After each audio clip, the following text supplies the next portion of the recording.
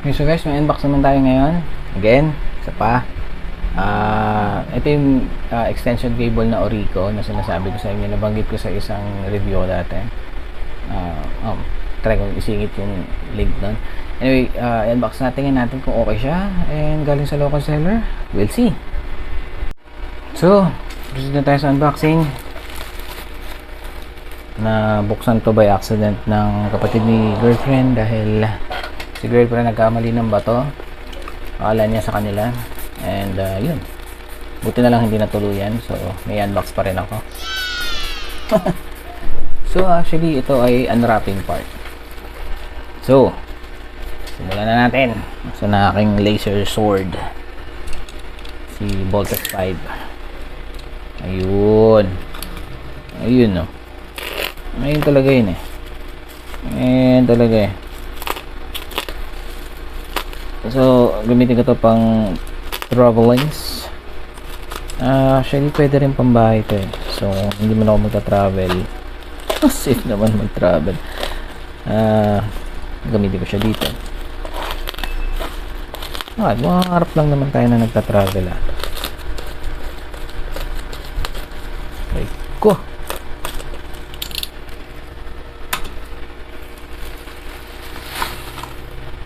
So yan, ito na siya.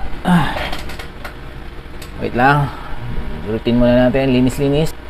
So yun na nga guys. Ito na yung item mismo. So yan siya, Orico Travel power strip with USB ports. Ano pa ba ito? Wraparound cord design, packet size. Actually, maliit lang siya. So ito. Ito yung cord niya. Yung socket. So bali dalawang AC socket. Tatlong USB port, isang Type-C. So, ayan, yung description naman, yung kulay niya is black, fireproof, model number, max na wattage niya is 1250. Pwede na sa casual na desktop use.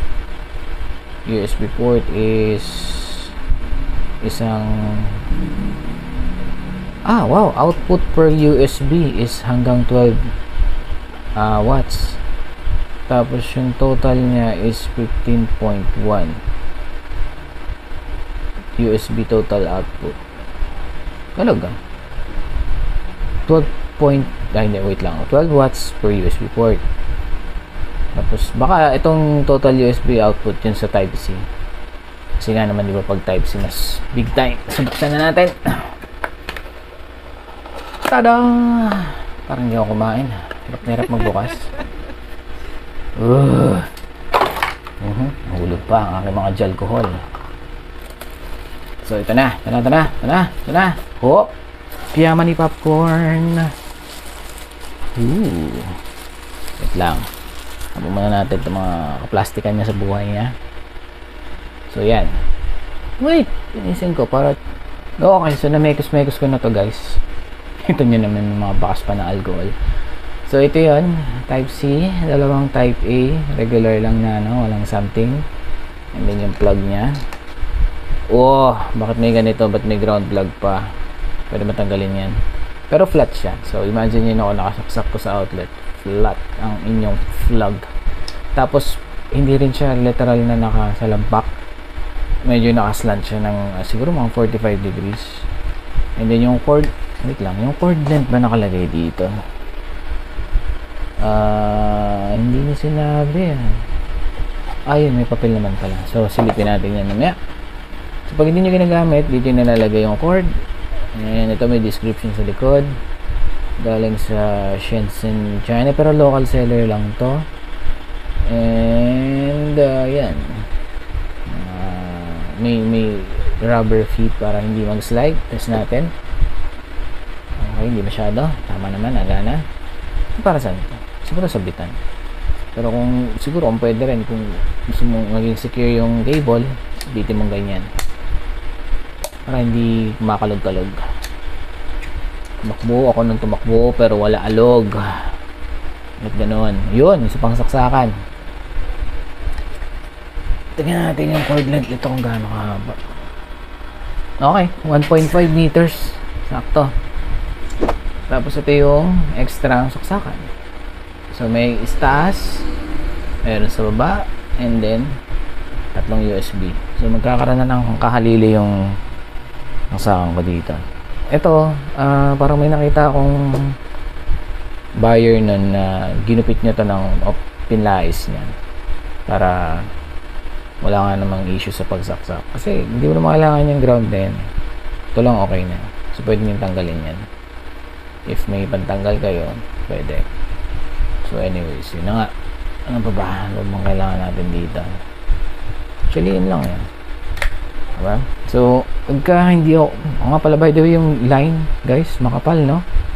Ewan ko kung nakikita nyo. Makapal siya. Ayun na, may description pa ng kapal. 3 by 0.88 millimeters. Diba? Kung ano man yung sabihin na yun. And then may arrow direct. Siguro yung pag-loop nyo nung cord. So yan. So again, kung hindi ko ito gagamitin sa labas, nandito ito sa loob para may extra USB ports ako. Okay guys, so yun na nga. Na-setup ko na siya. Bale, nakatulog muna ako dahil antok na ako kanina. So nakikita nyo sa baba na ayan, nakikita nyo sa baba na nakasaksak siya dito.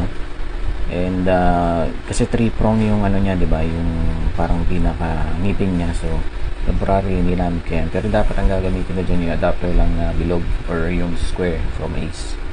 Since wala, please muna tayo dyan. Bilhin lang tayo pag lumabas tayo ulit. Tapos eto naman, since hindi mag-fit yung charger, by the way, nagamit ko na yung charger ng phone ko dyan. And since bilugan siya, sexy, di ba? Bilugan. Hindi mo siya magagamit dun sa flat. So, nilagay ko to para magamit. And, try natin yung USB. Nagamit ko na yung USB. So, try natin. Wait lang. Set up natin to para makita nyo din yung okay, goods. Para makita nyo yung charging mismo ng okay guys, so na-check ko na yung box. Mali pala ako. 5 volts and 1 amp lang pala yung kailangan niya. So ito, yung sabi dito sa instruction ng outlet is 5, maximum is 15. So, i-check natin kung tama yun. So ito, lagyan na natin. So, ikabit na natin. May pang-test ako dito. Bili ko ito nung matagal na panahon na. So, try natin kung lilitaw dito kung ilang amperes yung ginagamit niya. So, kabit na natin to dito. So, ngayon, 0-0 pa yung nakalagay. If makikita nyo, i-focus mo nga doon para sure. Yan. Okay. So, 4.63 volts, 0-0.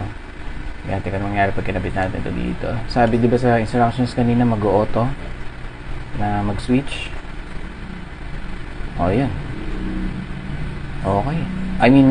Auto switch. Auto detect yung best volt na ibibigay daw sa item na nakasaksak. Which is tama naman. So, yun nakalagay dyan is 4.58 tapos 0.35 volts. So, tingnan natin kung so, lumalabas na parang nasa 1.5 watts or something. Ayan yung ano niya. Okay. So, yan. Nasa-charge naman siya. May ilaw din si mini fan natin.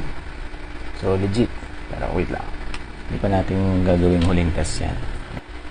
Okay, so, isa-set na natin ng mataas. So, right now, nakaset siya ng mababa. Ito pala yung mababa niya. So, 4.66 ay 62. So, baba yan. So, itataas natin sa max or frozen yung setting. Tataas yung usage niya. Ayan na. So, yun. Kita nyo naman. Naging 1.62, 51, and then 4.72. So, baba na ulit natin. Okay. So, bumaba rin yung wattage. So, yan. Legit, kaya niyang i-detect yung kuryente na kailangan nung device na nakasaksak. So, walang problema. So, anyway, at least makikita niyo gumagana siya. Nakakapag-charge. Walang issue. Balik tayo sa main cam. Hey guys, kung wala napakita sa inyo yung paper nito. So yan, nasilip ko naman siya. Sabi dito nasunod naman daw sila sa FCC rules and made of fire retardant na material, kaya daw mag-resist ng hanggang 750 degrees Celsius. Tapos yung USB ports, may ano daw, smart IC, makaka-detect ng tamang current para hindi masira yung energy, yung ma-avoid energy loss. Ano to? Hindi ko gets to. USB ports can reduce consumption and heat while charging. Okay. Sige. So, yan. May sabi pa dito na may 18-month product warranty sa authorized store. Ano pa ba? So, yun lang. Warranty conditions. So, yun lang yung nakalagay. May translation ng Chinese sa likod. So, again, balik na tayo sa main cam. So yun na nga guys, tapos na yung mag-unbox. Nasabi ko dun sa item is maganda siya. Kung mahilig kayo umalis o kailangan yung magagalaw din sa loob ng bahay niyo. Madali siyang bitbitin, madali siyang gamitin, madali siya ilagay sa bag. So yun nga, pag umalis ako ngayon, yun yung gagamitin ko para may sarili akong mundo dun sa pupuntahan ko. Kasi hindi makakasurvive yung phone ko na magcha-charge tapos walang cooling fan or thermal basta LTR module para lumamig kasi syempre fast charging. Ewan ko sa inyo kung na-experience nyo na nag-fast charge kayo tapos mabilis minute yung phone nyo, lalo na kung mga 32 watts pataas yung gamit nyo, mabilis talaga mag-init. So para hindi masira yung phone, mas maganda siguro kung nalalamigan. I mean, yun yung practice ko since 2021 wala man naging problema yung phone ko So yun na nga, masasabi ko dun sa item is maganda yung quality, yung plastic, solid lahat, yung saksakan, madaling gamitin, hindi walang resistance. Siguro yung sa gilid lang yung mapapansin ko na baka magka-issue kayo kasi may clearance siya, baka hindi mag-fit, pero magagawa naman ng paraan yun. And yung ilalim may rubber feet, may instructions naman sa likod, madali lang din iikot yung cord. Yung mga USB tsaka Type-C niya, malakas naman yung tapos na-detect na pa kung ano yung kailangan ng current sa item nyo. So walang problema, baka masira yung gadget nyo. Feeling ko kaya na magsaksak dito ng smartwatch di ba yung Mi Band, ang gusto niya is parang 1 ampere lang yung gagamitin nyo para hindi masira. So feeling ko kaya niya yun kasi kanina di ba nagsaksak tayo, ang required na ampere nung isa is parang 1 lang, 5 volts and 1 ampere or milliamps. Binigay niya 0.33, di ba? Parang ganun. So, safe na safe yung item. And, yeah, tingin ko magagamit ito kung mataas man yung voltage, basta within the range of 15 watts, siya nang mag-a-adjust para sa inyo. So, yun lang. Again, kung may tanong kayo, comment na lang kayo. Lalagay ko yung link ni seller. Sabi ko nabili ito, hindi ito sponsored video. Lagay ko yung price, lagay ko na lang yung price na dyan. And yun, sana mag-like kayo, share and subscribe. Marami pa tayong videos na gagawin. And see you next time guys. Bye.